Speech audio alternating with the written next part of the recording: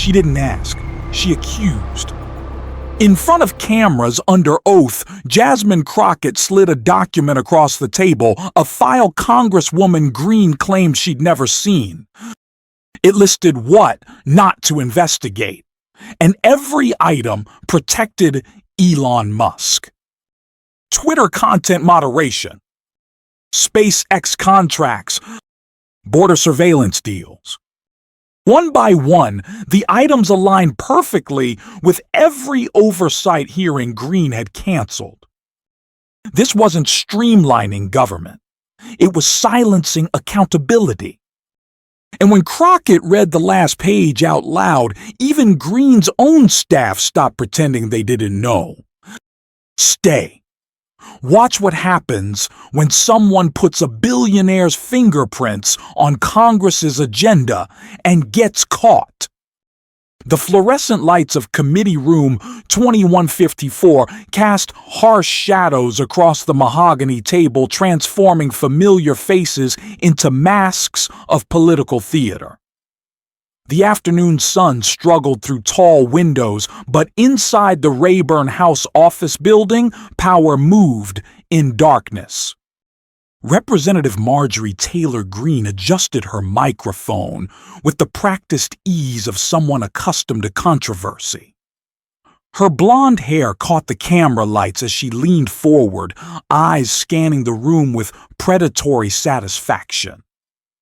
Behind her staffers shuffled papers with military precision, their movements choreographed by months of preparation.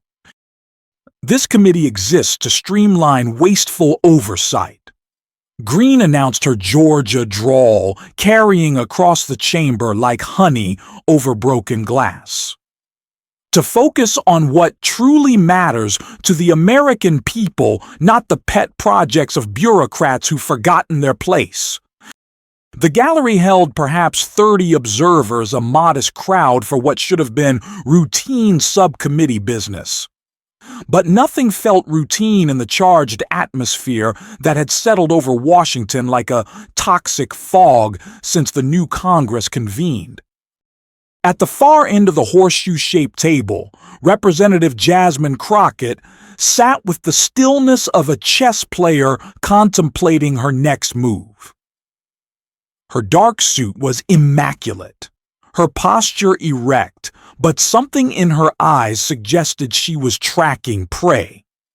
The Texas Democrat had earned her reputation as a prosecutor before Congress, and that instinct never left her the ability to sense when someone was lying when the official story didn't match the evidence.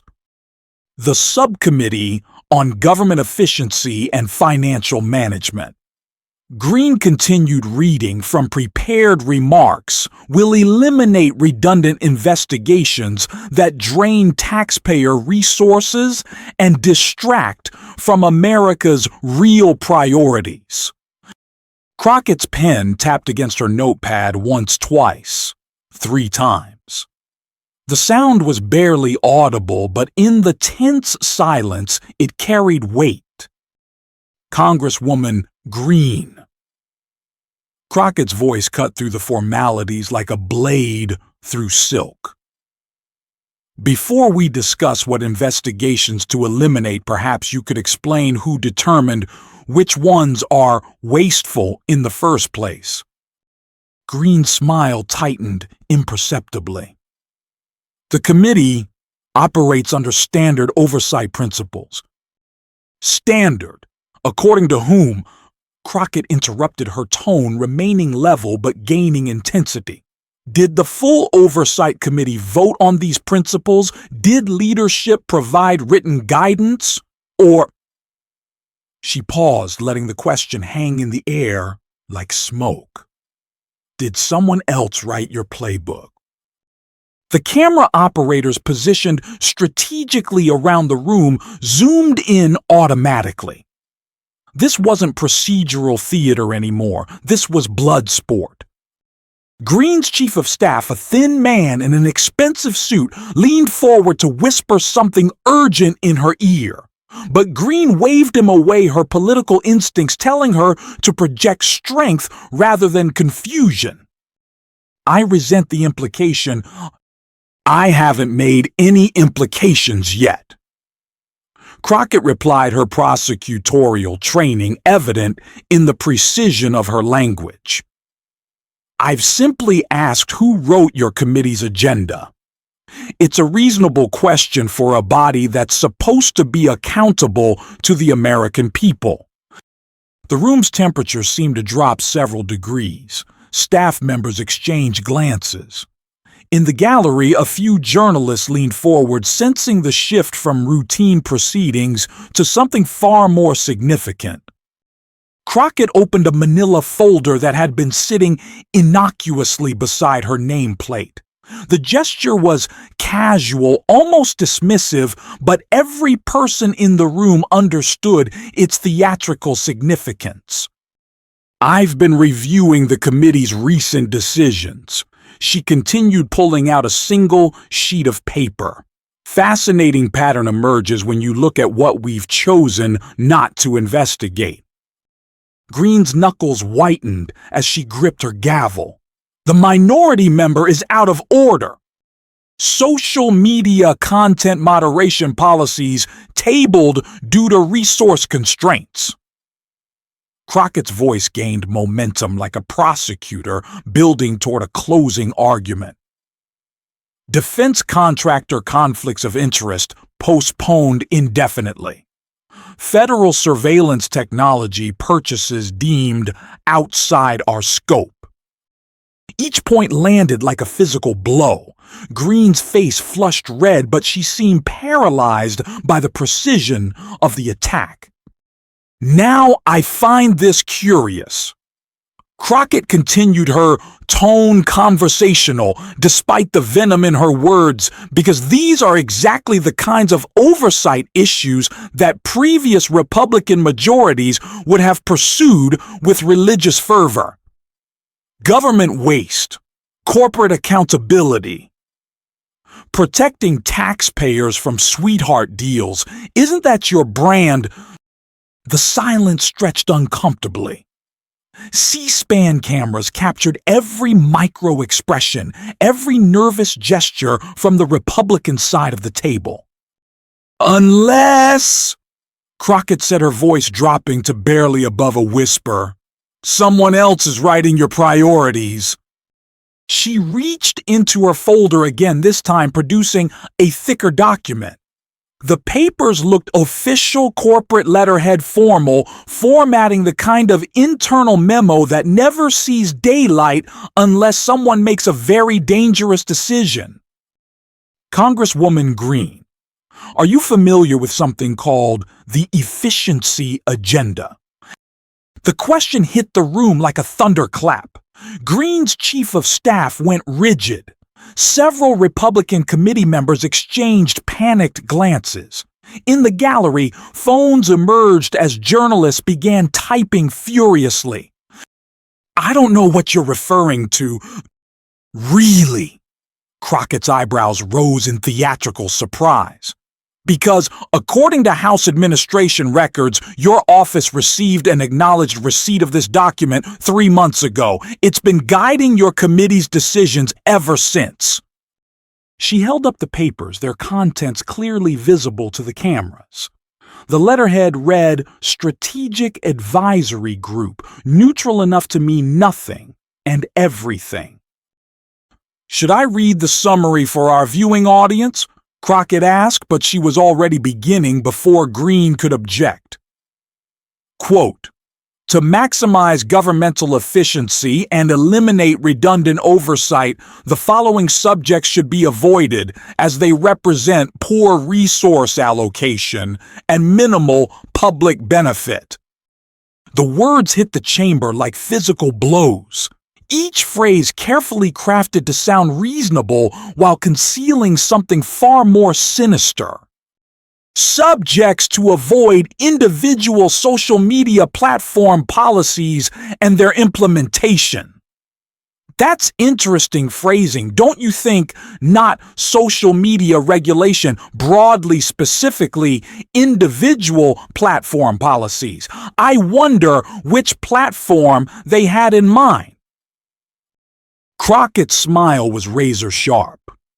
The document trembled slightly in her hands, not from nervousness, but from barely contained fury. SpaceX contract review and Defense Department relationships. Again, very specific. Not defense contractor oversight, generally just one particular company owned by one particular individual. Greene finally found her voice. The minority member is making wild accusations based on some document I've never seen. Never seen, way. Crockett's voice rose for the first time, prosecutor instincts taking full control. Then perhaps you can explain why your committee's actions match this agenda item by item, why every single efficiency decision just happened to benefit the same tech billionaire. She stood up the motion sharp and deliberate. The cameras followed her movement as she walked around the table, the document held high like evidence in a courtroom. Section 230 liability investigations should be deprioritized as complex and resource-intensive. Private border surveillance programs fall outside traditional government efficiency metrics. Twitter files-related inquiries represent backward-looking rather than forward-facing oversight. Each quote landed like a physical blow.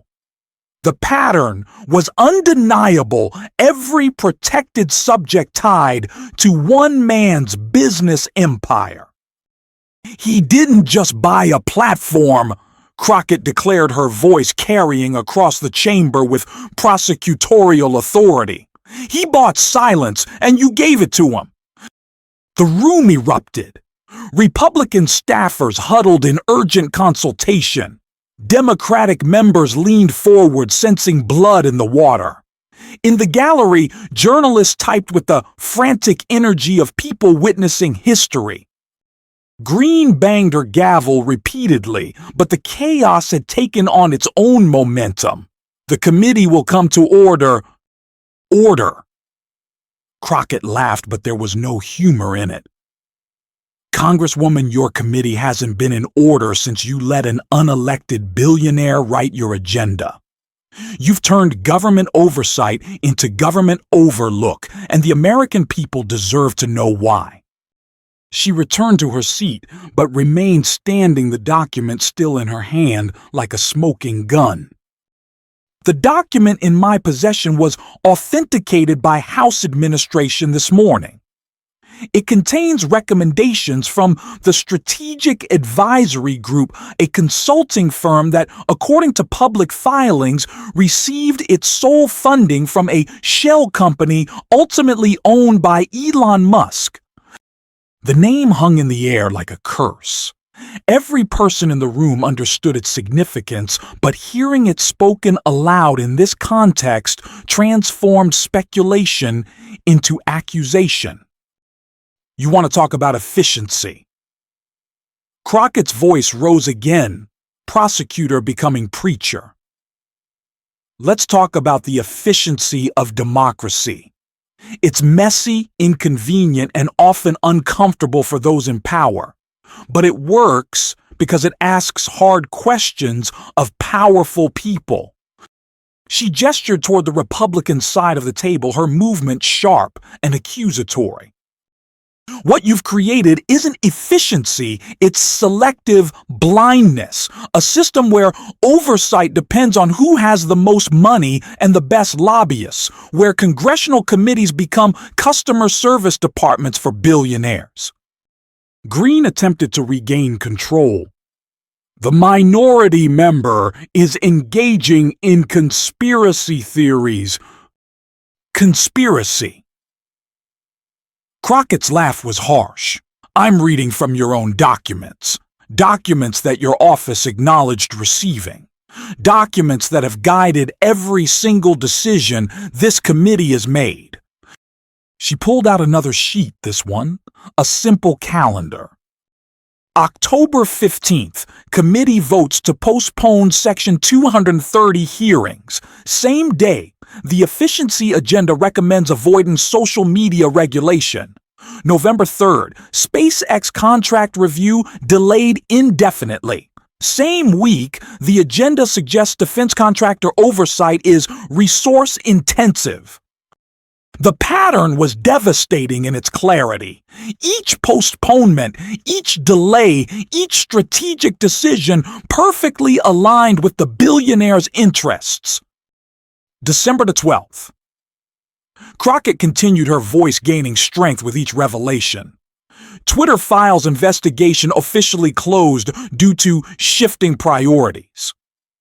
January 18th, Border Surveillance Technology Review deemed outside committee scope.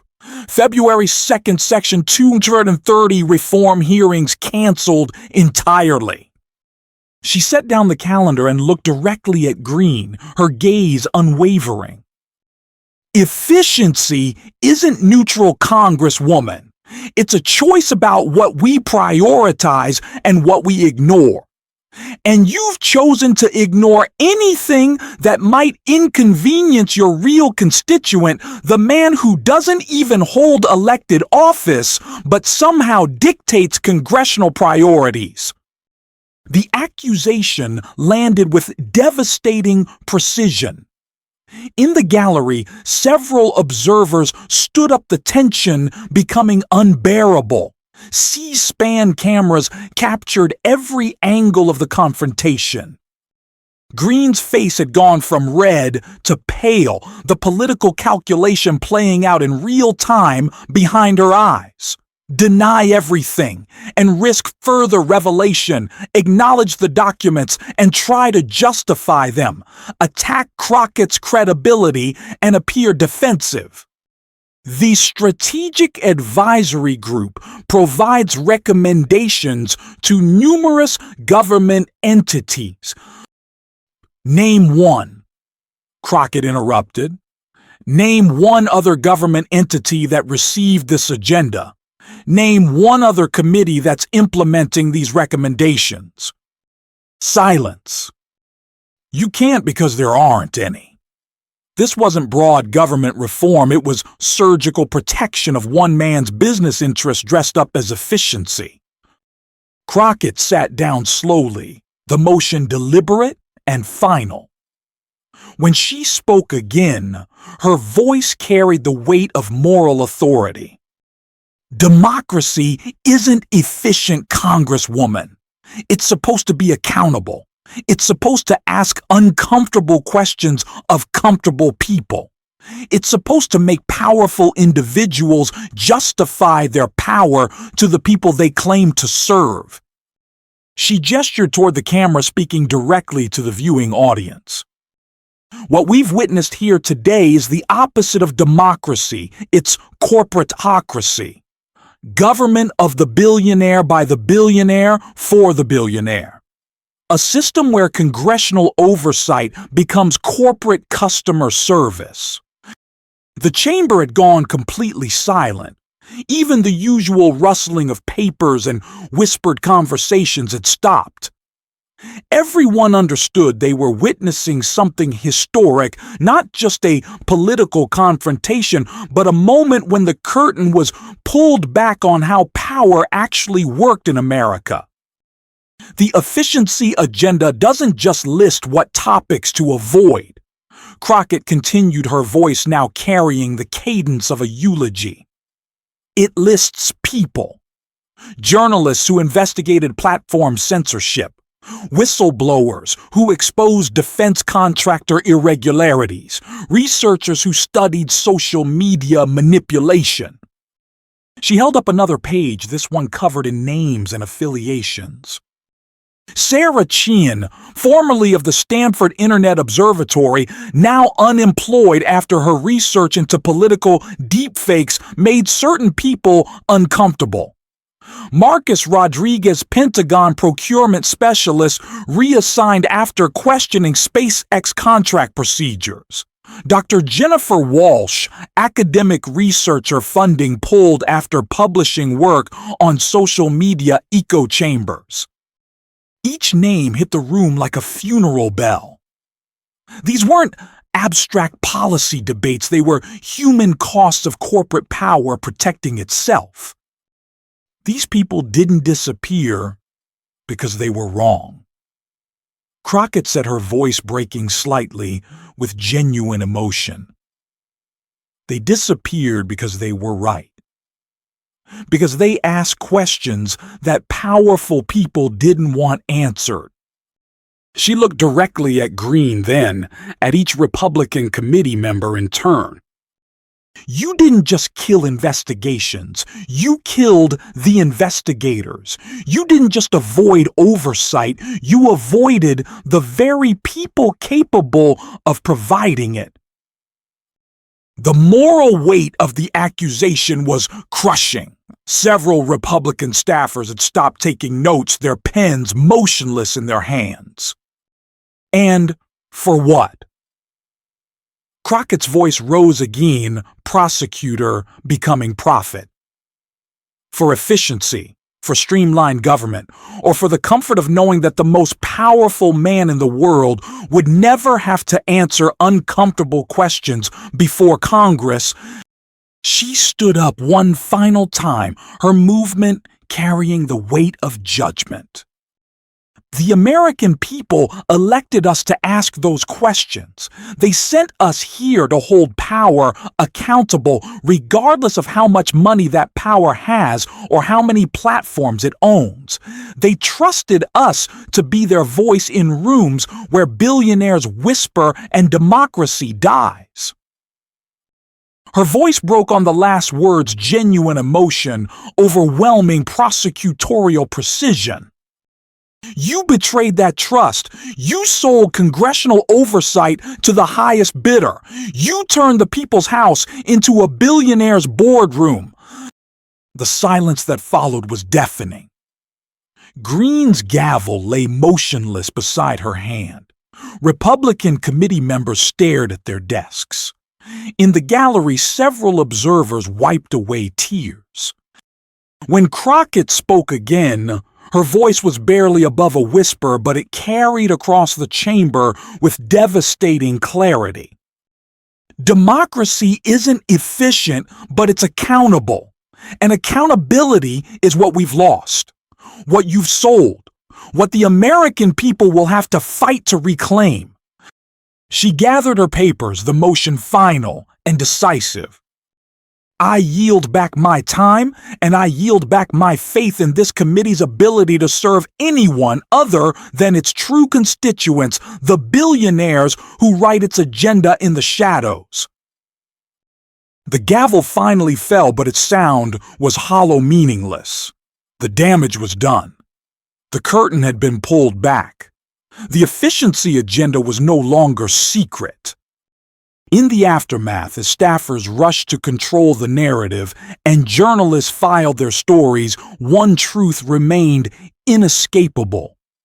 The American people had just witnessed their democracy being sold to the highest bidder, one efficient decision at a time. The fluorescent lights continued to buzz overhead, casting the same harsh shadows. But something fundamental had changed in Committee Room 2154. The masks were off. The puppeteer had been revealed. And the cost of silence had finally been calculated in full. The revolution wouldn't be televised, but this funeral for oversight certainly was.